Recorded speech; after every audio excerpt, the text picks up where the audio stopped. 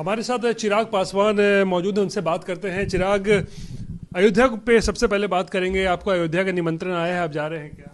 जी बिल्कुल जा रहा हूँ और अपने आप को सौभाग्यशाली मानता हूँ कि 22 तारीख को भगवान राम के दर्शन का सौभाग्य मुझे मिलेगा। एक लंबे समय से राम भक्तों की आस्था से जुड़ा हुआ ये विषय रहा है और मुझे लगता है कि एक देश की बड़ी आबादी का सपना उस दिन पूरा होने जा रहा है। तो ऐसे में उसका साक्षी मैं भी बनूं, मेरे लिए सौभाग्य की बात है। बहुत लोगों को ये सौभाग्य मिल रहा था, लेकिन उन लोगों ने इस लगता है ठुकरा दिया है, कांग्रेस से लेकर समाजवादी पार्टी। और आज तो यहाँ पर बिहार की बात करें तो लालू ने भी मना कर दिया। लालू प्रसाद ने कहा कि नहीं, मैं नहीं जाऊँगा, क्योंकि शायद ये इसको सौभाग्य मानते ही नहीं। ये वो लोग हैं जिन्होंने हमेशा से भगवान राम के अस्तित्व को नकारने का काम किया।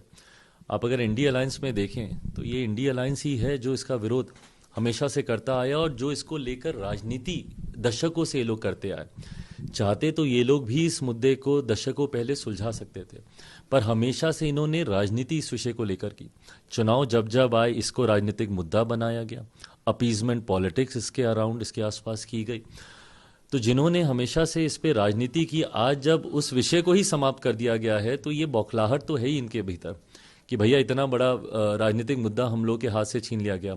और यही बौखलाहट है जो कि विपक्ष के नेताओं को इस तरीके की बयानबाजी करने पे मजबूर करती है।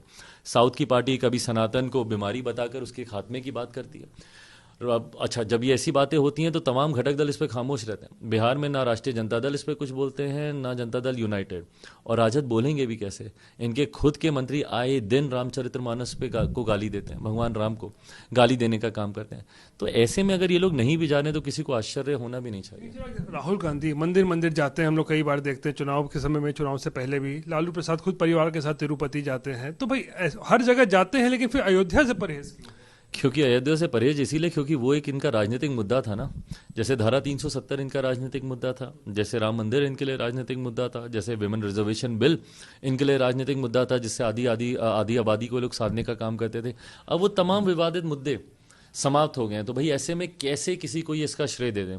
कैसे प्रधानमंत्री आदरणीय नरेंद्र मोदी जी के नेतृत्व को ये स्वीकार कर लें कि भैया उन्होंने ही इन तमाम विवादित मुद्दों का समाधान उन्होंने ढूंढा, जो ये लोग भी ढूंढ सकते थे। पर अगर ये लोग ऐसा करते तो कहीं ना कहीं जिस वोट बैंक की राजनीति ये लोग करने की सोच रखते हैं, इनको लगता है कि उसमें सेंधमारी होगी। पर ऐसे में इनको समझना ज़रूरी है कि देश हमारा विभिन्नताओं से ही बना हुआ है और आपको तमाम धर्म की, तमाम जातियों की विभिन्नताओं का सम्मान करते हुए समावेशी तरीके से उनको आगे लेकर चलने की ज़रूरत है। जो मौजूदा सरकार जो कहते भी हैं सबका साथ, सबका विकास, सबका विश्वास, ये विश्वास कभी भी विपक्ष के नेता कभी भी एकत्रित नहीं कर पाए।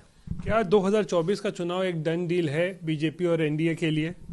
I think absolutely yes. मुझे नहीं लगता कि इसमें किसी भी तरीके का कोई भी प्रश्न चिन्ह किसी के भी दिमाग में होना चाहिए। विपक्ष को भी ऐसा लगता है क्या? विपक्ष को भी ऐसा लगता है। मुझे लगता है विपक्ष भी सरेंडर की ही मुद्रा में है। वो भी जानते हैं कि भाई 24 में तो कम से कम मौजूदा प्रधानमंत्री और मौजूदा एनडीए की सरकार को हम लोग कोई टक्कर नहीं दे पाएंगे। ऐसे में प्रयास ये लोग किए जा रहे हैं। प्रयास 14 में भी किया था, ना सफल रहे। 19 में भी किया, उसमें भी ये लोग असफल रहे। 24 में करने का प्रयास कर रहे हैं। मायावती जी पहले ही बोल चुकी हैं। अब बताइए, देश का इतना बड़ा राज्य, विपक्षी एकता की ये लोग बात करते हैं, देश का सबसे बड़ा राज्य, वहाँ पे तो कम से कम विपक्ष एकजुट नहीं हो पाया। वहाँ पे तो एक घटक दल ऐसा है जो कि अकेले चुनाव लड़ने का जिन्होंने फैसला कर दिया। मैं बसपा की बात कर रहा हूँ, मायावती जी की पार्टी। तो ऐसे में विपक्षी एकता चुनाव तक ये लोग बरकरार रख पाएंगे, मुझे ऐसा लगता नहीं। सबकी तैयारी अब करनी चाहिए विपक्ष को। मुझे लगता है अभी लंबा समय लगेगा, कम से कम 1 दशक तक तो मुझे नहीं लगता कि हमारे प्रधानमंत्री जी और उनके नेतृत्व वाली सरकार कहीं जाने वाली है। मैं सिर्फ 34 तक ले गए। बिल्कुल, मैं 24 की भी मैं बात कर rहा हूँ, मैं 29 की भी बात कर रहा हूँ, 34 में देखते हैं क्या रहता है माहौल। लेकिन अब जरा आपके पर्सनल पॉलिटिकल करियर को भी लेके बात करते हैं। हाजीपुर में ज़बरदस्त कल जिस तरीके का आपका रिस्पॉन्स था, वहाँ आप गए थे और मतलब पिता की वो सीट रही है परंपरागत इतने दशकों तक। वहाँ पर हाजीपुर में अगर चिराग पासवान पहुँचते हैं तो संदेश क्या देना चाहते हैं पशुपति पारस को, जो मौजूदा सांसद हैं? भाई मैं किसी को संदेश नहीं देना चाहता। मैं अपने नेता मेरे पिता आदरणीय रामविलास पासवान जी के अधूरे कार्यों को ही बस पूरा कर रहा हूँ। वो भी इसी तरीके से क्षेत्र की जनता के बीच हमेशा रहते थे। हाजीपुर को उन्होंने अपनी माँ माना था। आज जब वो नहीं है तो ऐसे में पुत्र होने के नाते मेरा उत्तरदायित्व बनता है कि हाजीपुर के लोगों के बीच रहूं और मैं इस बात को मैं कई बार मैं कहता हूँ, मैं मानता हूँ हाजीपुर से मेरा राजनीतिक परिचय नहीं है, मेरा व्यक्तिगत परिचय है। जब मैं राजनीति को नहीं भी समझता था तब भी पापा की उंगली पकड़कर हाजीपुर पापा मुझे लेकर जाते थे, लोगों से परिचय कराते थे, और वही संबंध हाजीपुर के लोगों ने भी हमेशा निभाया। जब मैं अपने जीवन के सबसे कठिन दौर से गुजर रहा था, जब पिता के निधन के बाद पार्टी में टूट हुई, उस वक्त ये हाजीपुर के लोग ही थे जिन्होंने मुझे संभाला। जब मैं पहली बार इस टूट के बाद पटना आया, सीधा हाजीपुर ही गया, इन्हीं लोगों ने मुझे उस वक्त भी संभाला, और आज भी मेरा संरक्षण हाजीपुर की जनता ही कर रही है। तो ऐसे में मैं किसी को कुछ दिखाने के लिए नहीं गया, हाजीपुर में अपने लोगों के साथ संवाद करने गया, बट जो रिस्पॉन्स मिला वो एक्चुअली अनप्रेसिडेंटेड था। कभी जिस स्टेडियम में हम लोगों ने कार्यक्रम किया, अक्षयवट राय जो वहाँ का स्टेडियम है, वो मैदान आज तक कहते हैं कभी भरा नहीं, दशकों में कभी नहीं भरा। और ना सिर्फ वो मैदान वहाँ का भरा, बल्कि सड़क चौराहे तक जिस तरीके से लोगों की भीड़ थी, आप सबके कैमरे ने देखा ही, वो मेरे लिए काफ़ी मेरा मनोबल बढ़ाने वाला था। चाचा तो कहते हैं कि एंट्री ही नहीं करने देंगे हाजीपुर में।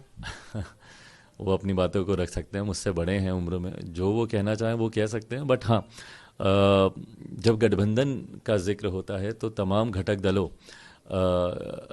का राय मशवरा उसमें अहमियत रखता है, और उसमें खास तौर पे किसी भी गठबंधन में जो सबसे बड़ा घटक दल होता है, जैसे हम लोग के गठबंधन में भारतीय जनता पार्टी है, मेरे संबंध भाजपा से बहुत मधुर हैं, बहुत अच्छे हैं।